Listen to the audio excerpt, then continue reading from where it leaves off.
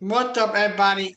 I'm back, and today I have a really special guest today that, he's part of the Mandalorian. Please introduce yourself. Hey, I'm Hal Hickle, the animation supervisor on Mandalorian for ILM, Industrial Light and Magic. Nice to meet you, Bob. Nice to meet you too. So tell me a little bit about what your job in all the projects you have up your sleeve. It seems like you have a lot of different stuff to your name. So I've been with Industrial Light and Magic, which is the visual effects part of Lucasfilm. I've been with them for about 25 years now, and my current title there is animation director, but usually what I'm credited as is animation supervisor, which is pretty much the same thing. Um, so whenever we do visual effects projects, whether they're Star Wars or whether they're something completely unrelated like Pacific Rim or the Pirates of the Caribbean films, there's always a visual effects supervisor on the project who's kind of the lead creative of our Yeah, team. But on shows where there are a lot of creatures to animate or characters or dinosaurs or robots, things like that, a lot of character animation, then there'll be somebody like me on the project, an animation supervisor that handles that part of the project. So on Mandalorian, for instance, I'm dealing with things like in the first season, IG-11, the Blurgs, the Reptavians, and but also things like flying spaceships, like the Razor Crest or Moff Gideon's Tie Fighter, things like that. Season two, things like the Dragon, the Crate Dragon, but also things like the Juggernaut chase toward the end of the season. And then there's a few different kinds of droids. We had the hunter killer droids in Dave Filoni's episode, and we've got the dark troopers at the end of the season and things like that. And then of course there's Baby Yoda, which most of the time is a puppet, and that in that case that's being done by Legacy Effects, and they've done a brilliant job with the puppet. And the puppet plays most of the time, but occasionally we have to do them in CG, computer graphics. So when we do, then that's part of the work that my team does. So it's kind of my job. I usually on projects I come in as early as I'm able to and strategize with the director on what it is that they're trying to do with the creatures and things in their movie, and figure out how we're going to do it. And then when they're shooting, I try to be on set whenever they're shooting scenes that we're going to later put our creatures and things into. And then once shooting's over with and the scenes have been edited and turned over to us by the director, then I work with my animation team at ILM to develop the animation, and then I present it to the director and get their feedback. And on Mandalorian, it's been kind of interesting because it's not just ILM. ILM does probably the largest portion of the work on Mandalorian, but we've also worked with some other great outside visual effects companies that we work with on a lot of projects, companies like Hybrid, Image Engine, and I've been supervising their work as well. They'll each of those companies will have a visual effects or an animation supervisor. I work with them. They present the work to me, and then I present it to John and Dave. And that's how it works on Mandalorian. So that's a little different for me because usually I'm just working with the animators at ILM, but on this project, I've gotten to work with a few different studios outside of ILM as well. That's really interesting because when I was looking through your name a little bit, I've seen that you work on a lot of different projects, but you have a variety of different things. So how was it different than Star Wars, working on Star Wars than with your other project like Pacific Rim, working with Pixar, and all your different projects. Yeah, well, Mandalorian's the first TV show I've ever worked on, or streaming show. I guess we should say now. TV show is kind of an old-fashioned term, but up to now, it's just been movies. But really, in that hasn't been very different for me. I found. I wondered when I first went into it how different it would be, but we at ILM we're not very good at lowering our standards of excellence. So I found that we work just as hard on the effects for the streaming shows we do, for movies, and hopefully that shows on the screen. But I would say one of the biggest differences is the amount of visual effects in a given season, because we're doing a season of Mandalorian in about the same amount of time that we would do a big blockbuster feature. But a big blockbuster feature, the biggest ones might have a shots, visual number of visual effect shots getting close to 3,000. That would be a really huge, sort of extreme version of that. Like maybe Avengers Endgame or something might. I don't know what the shot count on that was, but that kind of film. But most really big visual effects films have closer to 2,000 visual effects shots, sometimes less, sometimes a little more. On Mandalorian season 1, we did just under 4,000 effect shots. It's about double. And then season 2, we did even more than that. So that was a big change for me, was having to learning to deal with that kind of volume. It's a lot of shots. It's a lot more work in the same amount of time than I'm used to on a movie. But we have ILM's been very good at that, at managing very large projects for years, so they've been able to scale up and handle that. The other thing that's been different about it is generally on a movie, there's one director, and there are a bunch of different creative people on a feature that you need to get to know and have relationships with, including the director, of course, but the editor, producers, etc. But on Mandalorian, of course, there's John, Dave Filoni, and then there's a bunch of different directors, which has been really fun for me, really exciting, because working with directors is one of my favorite parts of the job. And as I said, on feature, you kind of get to know one director, and that's great. But on Mandalorian, there's been Rick Famuyiwa and Deb Chow and Bryce Howard and now Robert Rodriguez and Peyton Reed and then of course John and Dave. And so it's been super fun. Taika in season 1, so that's been super fun to get to kind of have a little bit of interaction with all these different really talented directors, and I've been enjoying that. And the other thing about Mandalorian that I like, in terms of Star Wars projects, is I feel really lucky to have been able to work on projects that are kind of in the sweet spot for my personal interest in Star Wars, which is usually centered around the original trilogy, just because that's what I grew up with. So I've really enjoyed. I worked on Rogue One, which takes place just minutes before the beginning of the original trilogy, and then Mandalorian now, which is set 5 years after the original trilogy. So that's been fun for me as well, because you have all those familiar costumes and props and locations and characters and things, and so I really dug that. But that said, as you mentioned, I worked on lots of different things over the years that aren't Star Wars. I was an animator on Toy Story before I came to ILM at Pixar, and then I came over to ILM. I worked on Lost World, which is the second Jurassic film, then Phantom Menace, and then AI, Artificial Intelligence, the Steven Spielberg film, then back to Star Wars for Attack of the Clones. Worked on Dreamcatcher with Lawrence Kasdan, and then did a little bit of work on Space Cowboys, a Clint Eastwood film. I animated on some shots on that. And then the first 3 Pirates of the Caribbean films in a row, first Iron Man, Rango, Pacific Rim, Warcraft, and then helped out a little bit on Solo. I supervised the train heist, but most of that film was supervised by Matt Shumway. But I helped out with the train heist, and then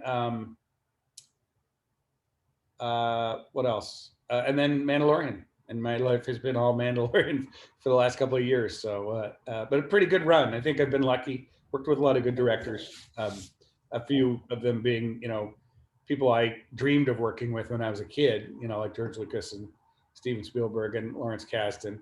And then directors that, that weren't directors yet when I was a kid, but who I've been super lucky to have gotten a chance to work with. Guillermo del Toro, Duncan Jones, Gore Verbinski, of course, done 4, almost 5 films now with him. So yeah, I've been very lucky. Are you so are you working on anything right now as we speak, or you're just taking a break after Mandalorian season 2? No break. We're already working on season 3 stuff. which I can't talk about, of course, and then a few other projects on ILM that aren't announced yet that I'm kind of helping out on. So very busy, but I had a nice Christmas break at least. So if you can reveal, if not, it's okay. Are you involved with the TV show involving one of the characters from World One? If because there's a TV show based on a character from World One, so I'm interested to know if you play a part in maybe behind the scenes or anything like that with that show. No, I haven't had any of my. I've been following the news on the other shows with excitement, but I haven't had any involvement with those to date. Who knows? You know, they're all part of our Lucasfilm family of projects, but at the moment, no, I'm too busy on the stuff I'm already committed to. But you know, I'm excited about those shows. Yeah, like with Mandalorian in general for me as the fan of Star Wars, I really love Star Wars to the point where where it really it had adventure and it had heart to it. And then when I found out they were making the first ever live action Star Wars show in live action form, it was a little bit nerve wracking. But then when I watched it for the first time, you got to meet the character, and and that's how I got to fall in love with my favorite character, Baby Yoda, Rotu, and I really felt a connection of the baby, and now during the terrible time we're having with the pandemic, I've been really fortunate enough to really talk to people and really open up my fascination about this baby. And then in the last episode of season two, with the whole scene with the baby going to Luke, I just felt like my heart was broken. Oh, I don't know what to do now. Like are they gonna continue the baby legacy, or is this baby legacy over? Because like at the same time, I really love the connection with the baby and Mandalorian because I felt so dynamic. And now with the baby going with Luke, it's like however the show even go from here, because all of us really adore the baby, and so it would break my heart not to see like the spin-off show of the baby or some type of thing that involving the baby. yeah, I hear you. I can't say anything. I can't reveal anything about what comes next. Um, but I totally get your feelings about it. You know, people love that character. He was a real success from the beginning. Um, and there was a lot of thought put into that character ahead of the first season, developing it. John really thought long and hard about what he wanted from that character, and we had a lot of conversations about it. And he had great ideas. Like he and I talked a lot about never making the kid never making the kid act cute. Like when he's eating a frog, that's not cute. It's actually kind of gross. But he's just inherently cute. So if you make him act cute, it's like too much. People, I think, would start to not like him after a while. But he's so he just kind of does his own thing. He's a little bit weird and a little bit, he has those big dark eyes that aren't, you don't quite always know what he's thinking, and Yeah, that's all very intentional because that's kind of how babies are, anyways. They kind of do odd stuff. They're not just they don't act cute all the time. Sometimes they do, but they look cute. But even when they're doing something gross, they're kind of endearing. And that's John really wanted that. And we also talked about the relationship between he and Mando. We never wanted Mando to act cute with the baby. Oh, coo coo coo, little baby. That's just not Mando. So he's a little bit more tough. Like telling him to get it in his seat. When they take off and things like that. It's a little bit of a tough relationship, but I think it's more endearing because of it. So anyway, so all those things, and we're knock on wood. John has great instincts, but you never know. But it turned out great, and so many people love him now. that I totally get your concern and apprehension about, well, what's next? But I can't tell you anything. So we'll all have to find out next fall what's happening next in that universe. But it's I'm glad to hear that you love him so much, because he's a great little character. We all love him. And if you're the funny thing is, even when you're on set and this thing is a puppet, and you can even see the people who are operating it like remotely to make the eyes and the ears move and everything, uh, you still just immediately bond with it. I mean, everyone's heard the story about Werner Herzog in season 1 and how much he loved the puppet and engaged with it. But everybody's like that. Everyone who picks it up immediately starts to kind of do that baby bounce thing that you automatically do with a real baby. It's Yeah. crazy. There's just something about it that's so satisfying and lovely. So anyway, so I hear you, and I hope you'll be happy with where things go. But I can't say a word about it. Yeah, like no, like I'm just really excited to see what happened next. Like Otto was really interested in it. You just said that we have to wait until fall. So like now, I don't know if you can clear it up, but did fall like in December with then in the Boba Fett, and I've been hearing speculating that I've been hearing that the Mandalorian won't come out until 2022. Do you like is there any like possible date where we will see Mandalorian season 3, or would that be in spring of 2022? I actually don't know. I could say that I can't tell you, which I probably can't. But the real fact is, I don't know what the schedule is for all that. I mean, we all saw the card at the end of the last episode saying, Book of Boba Fett coming in, 2021, etc. But beyond that, I don't know what the actual schedule is for, anything beyond that. So, because I'm just focused on what we're doing right now, and there are people way above my pay grade who sort that out. When stuff's going to come out and when they want to make announcements about dates and all that stuff. So it's not stuff I even know about, much less can talk about. Yeah, but I made a good comparison with the baby.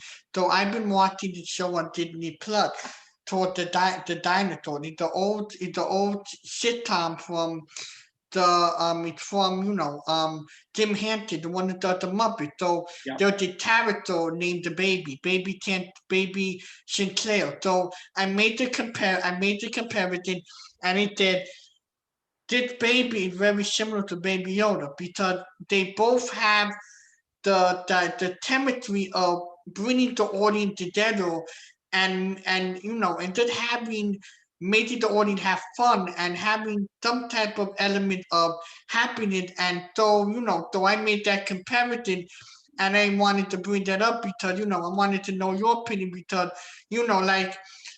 people tell me, why are you so fascinated about all these different babies? I said, I'm fascinated about the puppetry, and that's involving the baby and the baby from the dinosaur. I really love how they really did the puppetry, especially the part where with the robots in season 2, when they took the baby, that facial expression the baby made when he was shocked that the robot picked him up.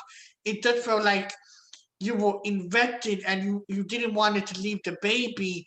And with the dinosaur, it's the same way. The facial expression and the body language is so in depth that you think, is it real, or like it's fake? Because like the way both of them are alike, it's really like it's very crazy that now in Hollywood we use all the different computer generated it. Like, no offense, I applaud for the computer generated, but like having real puppet and real environment is better because you have a you can have more of a real life situation than having a computer. Because with the computer, it's like, oh, if the audience had picked up a mistake with having a real life or animatronic, it's more better. Yeah, no, I hear what you're saying, and I'll be honest with you. We're the first people, we meaning people with visual effects that do CG visual effects. We're the first people to advise that the filmmakers do things for real as much as they can. Right? We're all for that. In fact, and Baby Yoda is a great example of that. When we started on season 1, we knew there would still be situations where we had to do the baby in CG, but so we started immediately building a CG version of him while the puppet was being built, because we didn't know until shooting started how well the puppet was going to play on camera. You always have that when you have a character that's going to be, you're going to use both techniques. You don't always know which technique is going to be more dominant. And but pretty quickly, we discovered that the baby worked great as a puppet, really great. There were still some things that it was hard for the puppeteers to do, although they've gotten better and better with that. So we've done less and less CG baby in season 2 than we did in season 1. But there were some things like walking, just just freely out in the middle of a scene, walking. That's tough to do with a puppet, and a few other things like when he's eating frogs and things like that. But there were also really close-up performance shots that in season 1 where we were still kind of figuring out the character of the baby. And when you're on set, time is really precious. You've got a big crew around, so you can shoot a lot of different takes with the puppet, which one of the things that's great about it is you can just riff and just like an actor would on camera. But occasionally you may want to take more time in post-production to really find a moment acting wise. And so for that reason, on season 1, when we were still discovering the character, we had some key moments that could have been the puppet that ended up being CG because we wanted to kind of iterate on it and play with it more. One of those moments is the first time you see him when he pushes the blanket down and you see him in the pram. That was CG.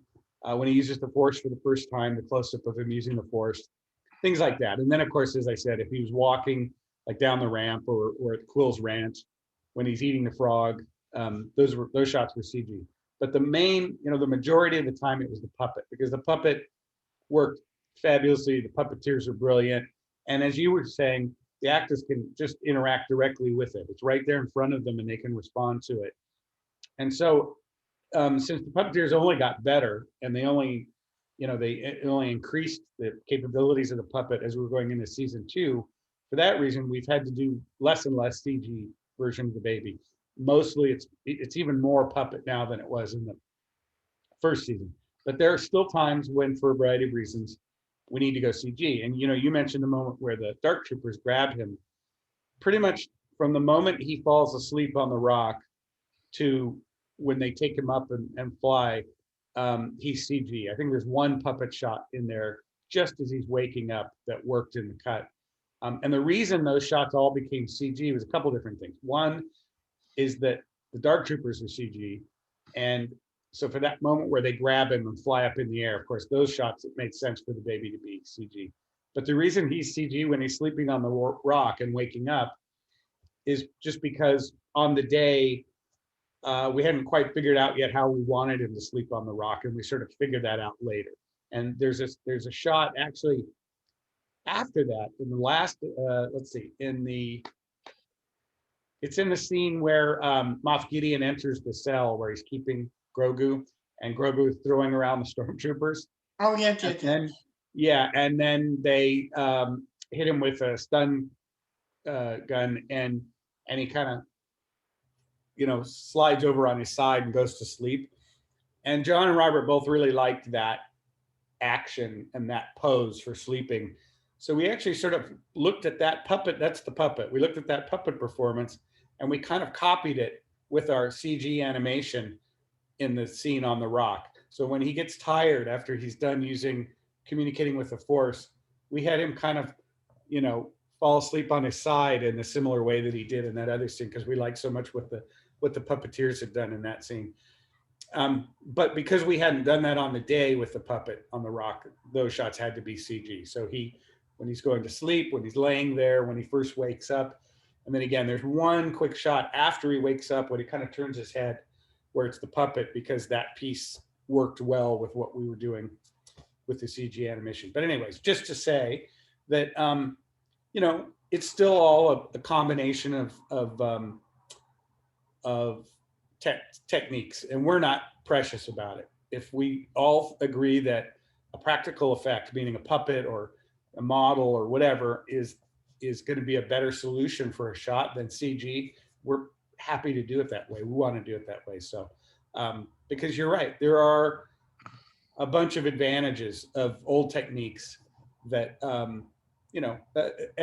as you say, sort of right tool for the job. You've got practical solutions, CG solutions, and I like to use them in a mix. So does Jon Favreau. I think it's a good way to keep the audience sort of kind of confused about what they're seeing in a good way, confused about technique. And hopefully at some point they stop thinking about, oh, is that creature a rubber mask, or is that creature CG, or is that creature an animatronic?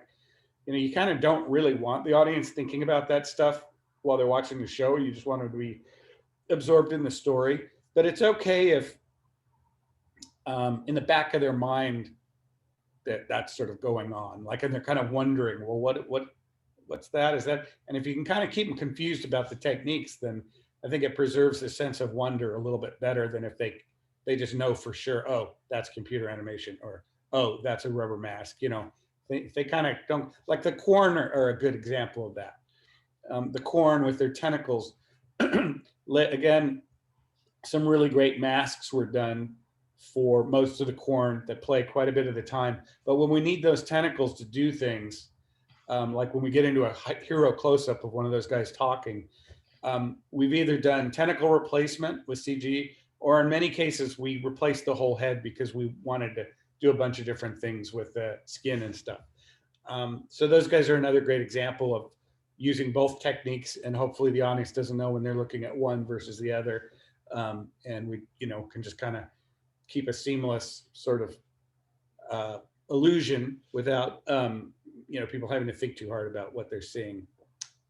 Yeah, like to be honest with you, like with everything with 2020, the Mandalorian been getting award, and it was the most top-rated TV show, top streaming show TV show of 2020, and then you that are nominated for a Golden Globe as well. So like I mean like how does it feel, like having a show on Disney Plus that that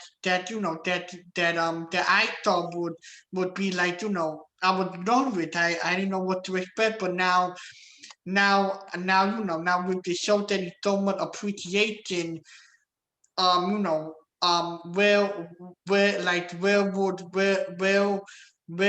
are you, like, in your opinion, what do you think would be the correct way to handle the show success without burning out or killing out the momentum with too many seasons, or making making content that fans or don't want to see anymore?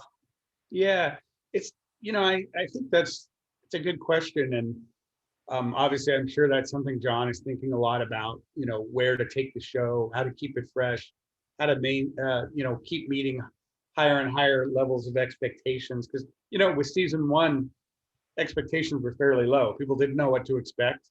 They were willing to give it a chance. They didn't know.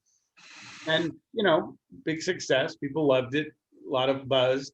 So then you go into season two and everyone's expectations are now up here, and you hope, you can meet or exceed them, which I guess is the challenge with any type of series or creative endeavor. But again, like I said, this is my first time even working on a series and even having to think about that. Usually it's just, you work on a movie and it comes out and you hope it's a success, and then you're off doing something else. But I have a lot of faith in John and Dave, and the directors, because Robert Rodriguez is great as well, and I think they're all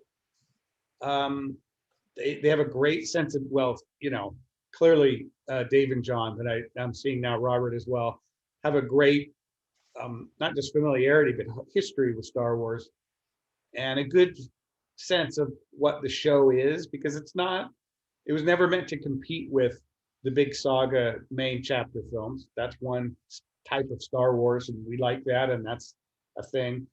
But John and Dave really wanted to make something that explored sort of other little hidden corners of the universe in a way that didn't compete with those big main films. And so I think they've got their finger on something great, and there's a lot of room to play. Star Wars universe is very big. There's all kinds of storylines and characters and areas to get into that haven't been tapped by the big films, but also still haven't been tapped by Mandalorian yet. So I don't know. I think there's to me, I don't easily foresee a moment of, well, this thing has peaked, it's time to shut it down. But you never know. Every series has a sort of lifespan, it seems like. None of them go on forever. So we'll just have to see what the arc is for this. But it certainly seems like there's just tons of room to play, to keep folks interested and having fun with it. Yeah, like at the person who did able, and and also a movie reviewer, I've been trying to get somebody like you on my YouTube channel to really talk about Star Wars. And the people I want net from Star Wars is Mort Hamill. I want to interview the Don Favreau, and I want to talk to the people over at AOLET as well, because like I'm just fascinated to know about the puppet.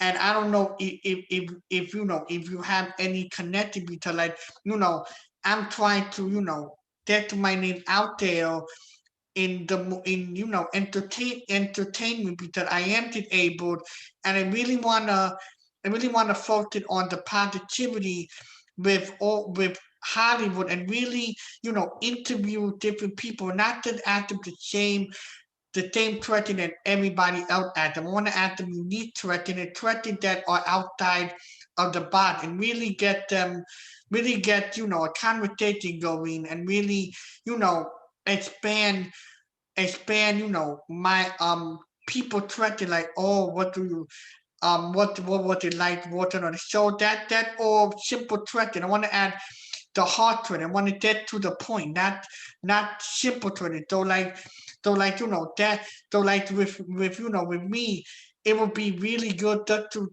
interview like Don Fabio or anybody from the team, to really like dive into more on this show, because the first time I really thought Don Fabio was directing Iron Man 1, and then after that he became happy in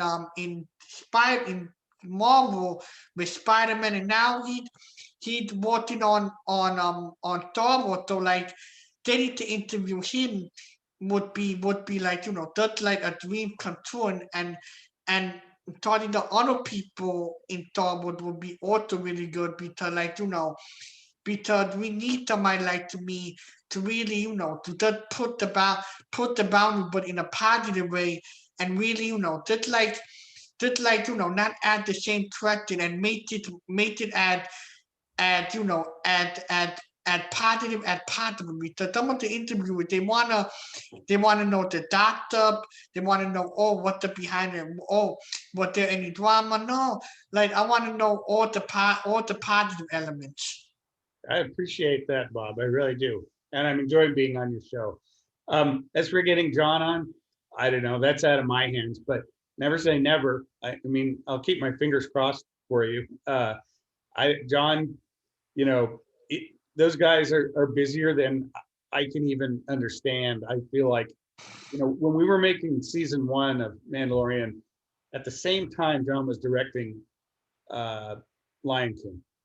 And so he would come out of hours worth of meetings and dailies and reviews and whatnot on Lion King, and then come and do hours worth of reviews and meetings and et cetera on Mandalorian. And it just amazed me. Like, I don't know, anybody can, could juggle 2 projects like that.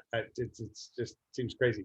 So you know, all I can say is good luck to you. I hope in terms of getting John on, you know, I hope you can, because I like your show and I like what you're doing, and I do like the positivity. I think it's nice. Honestly, there is a lot of self self-created drama on the internet about all kinds of different things that don't need the drama. But, you know, a lot of fan related stuff, and I'm not talking about specifically Star Wars fans. I mean fans generally, even sports fans, where they just kind of there's a certain uh, there's a certain type of person out there in the world that seems to like drama, and I'm not one of them. I don't, or at least real life drama. I like movie drama. Um, Yeah. and so I appreciate that you know, you have an interest in focusing on the positive and what it is that you love about Star Wars, and not really you know, spending too much time on drama and negative things. It's I really do appreciate that, Bob. It's like with all of the show, it's like there had been so much different like negativity with the fans. Like there had been like so many different negativity with the Star Wars fan. Like they some of them complain a lot, but at the same time, it does a movie. It does a movie. Like in my opinion, Star Wars to me had helped me explore and help me learn about the dark side and learn about the light side, and it taught me that it taught me a lot of good lessons, especially the part when Luke was with Yoda and training. Those parts really motivated me to put harder and never give up. And like with Star Wars the show, yes, there's a few movies that I wish would have been better, but at the same time, nothing in life can be perfect. Yeah, Um, you just gotta keep appreciating it. And if people want to say mean thing about it, let them go ahead. Like that's not my life, that's your life. yeah, absolutely. I agree completely. Yeah, that's a good attitude to have, and I'm glad that there, you know, I'm glad to work on Star Wars, because I do feel like, you know, there's a core to it of ideas that George had about people and their paths through life and the choices they make. That's, you know, really important. There's a lot of good lessons in it. But at the end of the day, as you said, also it is just a movie, and George would be the first to say that too. In fact, he often said they're B movies. He liked to think of them that way, as sort of big budget B movies. And I don't think those two ideas are at odds with each other. That there can be some deep meaning there that people could take away from the movies, and that's wonderful. But at the same time, they're a kind of Saturday matinee entertainment that George envisioned them as. And I actually, to me, it tickles me that those two things fit together. Actually, that it's not just dumb entertainment. It's sort of you know, pure entertainment plus some pretty deep ideas, and that's a pretty great combination. Yeah, no, like to be totally honest with you, lately, when I saw Mandalorian season two, I had the idea. I don't know if we would pitch it to Lucasfilm. My idea was to make a children's show involving Rotu and the Frog Lady. It would to be like aimed for little children, like it learn the alphabet and Rotu and his friends to have fun. It would be like a children program show. But Rotu, it would be a Saturday morning show on Disney Plus where Rotu and Frog Lady educate, teach little children or teach learning lesson. I think that would be a good idea. I would watch it. I'm 24, but like if Baby Yoda in the mid, I would watch it regardless. I love Frog Lady too. She is great. She's a really great character. Misty Rosas plays Frog Lady on set. She also played Quill in season one. She didn't do the voice of Quill. That was Nick Nolte, but Misty wore the suit and did all the physical performance, and she's just brilliant. Because you know, if you could see that costume in person, the head is really big. It's a big rubber head with animatronics inside, and she can't see very well out of it. And so, you know, I think any average person put that on, even with some practice, would still be kind of looking down a lot and kind of, you'd be able to tell that they can't see very well, etc. She is just brilliant at just embodying the character and giving it immediate life and character. And so she was just great at that. And so that was part of it. And then we got to do some very small parts of it as computer animation. For instance, when she starts leaping through the cave, that was computer animation. But most of the time, it's Misty. The only thing we did to her performance was we added the blinks. The head that she wore didn't have blinks, so we added eye blinks. But everything else is Misty and the great folks at Legacy who built the head and the costume and everything. And yeah, I just love that character to death. It's just so great. When she meets her husband on the dock in episode 203, and they're running together and they hug and everything, it's just so sweet. It's just great, really terrific. Like what, like, have you seen any like, movies that inspired you during 2020, or any director that maybe you want, you want to work with in the future? Because yeah, so like, is there any director or any like movies or any like company like DC, Water Bottle, or Marvel you want to work with in the future? There are definitely directors that I'd love to work with. Some of them don't make a lot of visual effects films, but I just really admire them. Directors like Spike Jonze and uh, the guy that did, oh, how am I blanking on his name? It's a French director that I like a lot. Um, did uh, uh, I can't think of, it'll come to me later. We'll be in the middle of a sentence. But anyways, but also, I really admire Chris Nolan's films, Fincher. There's a bunch of directors out there I'd like to work with, honestly. Uh, and then in terms of stuff that's inspired me this year, actually a film I just saw a few nights ago that I got a big kick out of was Love and Monsters. I really liked that. If you haven't seen that, and that was terrific. Um, it's a little bit like, in terms of tone, it's a little bit like Zombieland in that there's this sort of a sci-fi premise. Instead of zombies, it's these creatures, mutated bugs and things. But there's tons of humor through the film. It's very sweet. Um, so I really liked Love and Monsters. Really enjoyed. Um, I saw a couple of films just recently that really have got me thinking, and they're not visual effects projects. One of them was One Night in Miami, and the other one was The Judas and the Black Messiah. I just saw that last night. Such good films. Really, really great writing, great performances, very moving, both of them. I just saw a documentary the other day called Welcome to Chechnya that also I was very moved by. And it's interesting. The main subject matter is very important and moving, but I was also interested in it because of its use of deep fakes. Because it's a documentary in which the identity of certain people have to be preserved for their safety. And so they use deep fakes to sort of give them a mask, essentially, to protect their identity, but to still allow them to be, you could still see their emotions and what they're feeling on their faces, which was really important to the film. So I thought that was really fascinating and impressive. So yeah. Yeah, like with me at the movie part, and I've seen so many different movies, and and like the movie that are on my radar is the new Tom Holland movie called Terry. It's based on a book, and then later today I'm gonna watch During the Black Messiah because I heard so many good things about it, and then I wanted to know your opinion about I wanted to know your opinion about a particular movie. I don't know if you heard about it. Have you heard about a movie named Music? It's from Sia.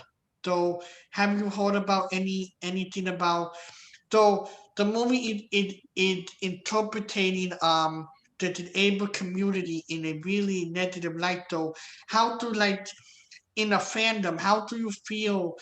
I don't know if you've been to a convention or anything like that.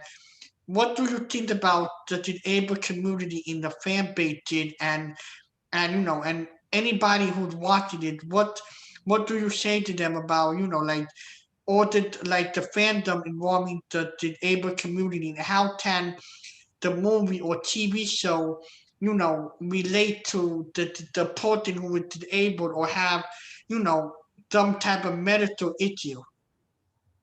Well, I mean, obviously we embrace all fans, and we'd love to have people from the disabled community as part of the fan base. That's wonderful. Um, you know, as with any group, we it makes you wonder about representation in the films, which it's fair to say Star Wars has not had, has not represented disabled people. I would say, you know what I mean. We haven't had characters, for instance, with disabilities really to speak of. So, that's a thing for us to do and have in the future. But I've been, you know, ironically, I've never been to Star Wars Celebration. I'd love to go sometime, but I have been to conventions. And actually, I'm always impressed by the level of participation and commitment from disabled fans that I notice at conventions, especially. And it makes me feel good. Like I'm glad that they feel like there's a home for them there, because there is. You know what I mean? Like anyone can be a fan, and I'm glad they feel welcome and embraced in that community, or I hope they do, because I see a lot of folks at conventions, and that makes me happy to see them there and enjoying fandom, just like everybody else. Yeah, like to be honest, in like with me as a disabled person, you know, I'm a movie reviewer. I've been reviewing movies for years, and I want my name to be out there. So like with me reviewing movies, it for me as a person, I think as I speak for all, it's very hard reviewing movies because like if you don't like the movie, everybody thought then, oh, why did you like it? Or to like that, so like and then we watching Tomato. It's like it's like with me, when I watch the movie, I go with an open mind, and then I say, listen, I'm gonna form my opinion, just like when the Why the Die Water came out. Like, no offense. I like the movie, but at the same time, I did felt like I wasn't satisfied with the ending. I felt like the ending, it really didn't feel like it was the end of a story. It felt like there was a lot of missing pieces involving like why did Tyler Ren had to die, and then um with what's the name with one of the Tabitha, I think it was called Whittier, if I believe, and then a woman in the end said, oh, he said, let's find your family, and it said, let's find who your family, and it said, that's his daughter, but they really didn't explain that was his daughter, and there were so many different elements to it that that was missing of the movie. But at the same time, as a Star Wars fan, I still appreciated the movie, but at the same time, it just felt like there were things that were missing with it.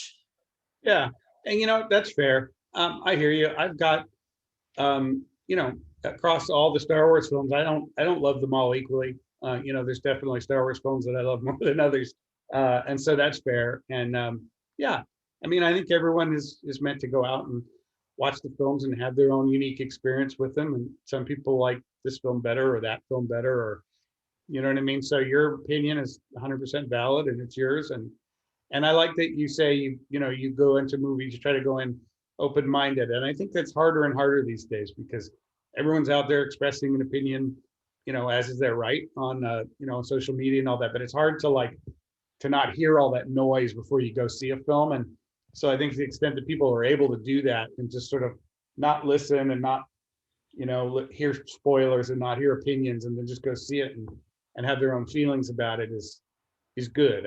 It's something I would definitely encourage people to try and do.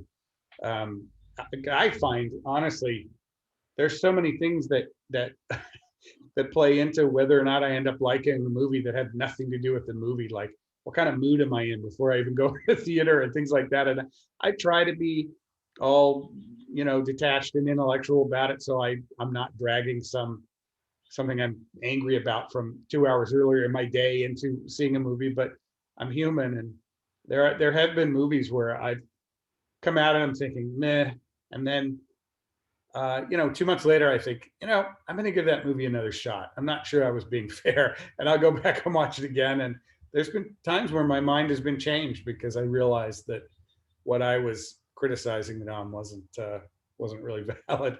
And we're all human. But I'm glad you try to keep an open mind. I think that's great. Yeah, and I really truly, truly appreciate you coming on today and just talking to me and my audience and getting a better idea of what your job is. And I hope that you enjoyed yourself and and willing to come back in the future and talk more about more movies and maybe open up some more conversation in the future. You bet. Actually, I've really enjoyed it, Bob. I had a good time, and I'd be happy to come back. You bet. Thank you so much. But don't leave yet because I want to talk about some stuff. But thank you so much. And if everybody like if everybody liked the video, please hit that thumbs up button and please subscribe. And hope everybody have a wonderful day and peace. So